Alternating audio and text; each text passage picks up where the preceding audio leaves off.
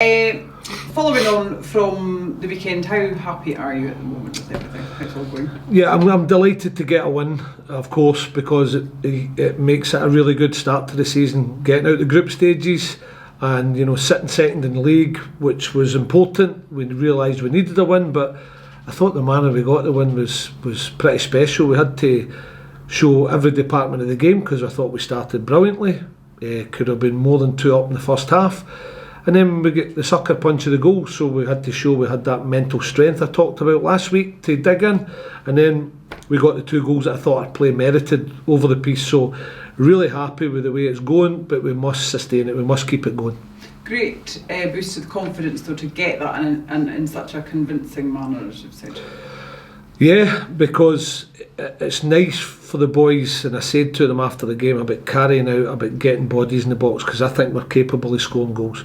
I know we're capable of playing like that and nice passages of play, but I think there's got to be an end product, and they gave us that, and they continued to get in the box and we had a lot more chances. So I know they've got that in them, but they did exactly what I asked, and that's very pleasing for my staff. So brilliant from the lads.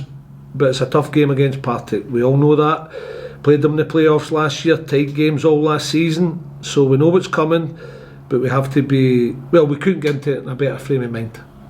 Do you see them as one of your promotion rivals this season in Partick, given the history and where things are sitting at the moment? From where they were last year, they were in the playoffs, and they're a good team that was tough. So I expect them to be there or thereabouts, absolutely.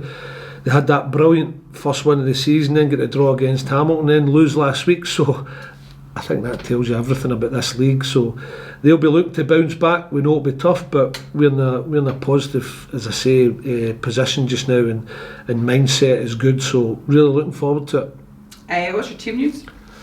We're getting a couple back, but there's still a few long term. There's 2, obviously Shane Sutherland and Tom Walsh, and Max Ram still not recovered. He's still got a couple of weeks to go, but improving, which is good. And we've got a couple of wee niggles, so we'll assess them like we did last week, but there's a few hopefully will be back in the squad. And the transfer window obviously is still open. Any new faces coming in that we can... Quite happy. I said obviously you've not been here, and the boys every week they've asked me that, and I've said I'm quite happy with my squad. I don't want to lose anybody, but I was lucky with all the transfer targets I went for earlier in the season. They all happened. That doesn't always happen, but it happened here. So got my squad together early, and I think they're showing that they're knitting together quite nicely. Yeah, it's paying off because it's all gelling and it's working the way that you would want, which this early on can only be a bonus. Yeah, but we've got to continue it. Of course it's a bonus in them.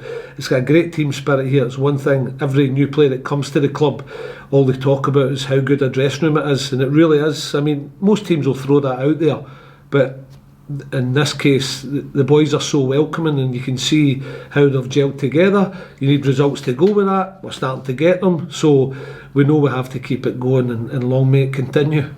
And we were speaking to Aaron a moment or 2 ago, and talking about his differing role. He's kind of taken on a new set of responsibilities, if you like, and adapting to it incredibly well. Does that just show the kind of fluidity that there is within the team, and you have the guys and the quality that they're not stuck in a rigid role, they can adapt depending on what's required of them? I've talked about the versatility this year as well. If they're not at it, they know it's a squad game, and we've got a good enough squad for somebody to step in. If he plays well, they'll keep their place. I've got to be fair to the players that come in, and there's nobody outstanding here with an absolute certainty to keep their place. So that versatility I've spoken about, and you can see I've got boys that can go wide, I can get boys that can come in that just off the front man.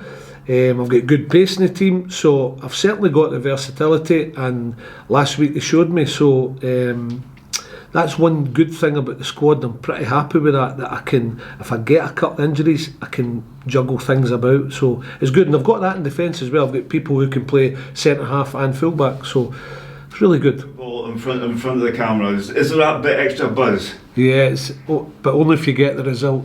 It's brilliant playing on a Friday if you can pick up 3 points, sit back the weekend, enjoy it.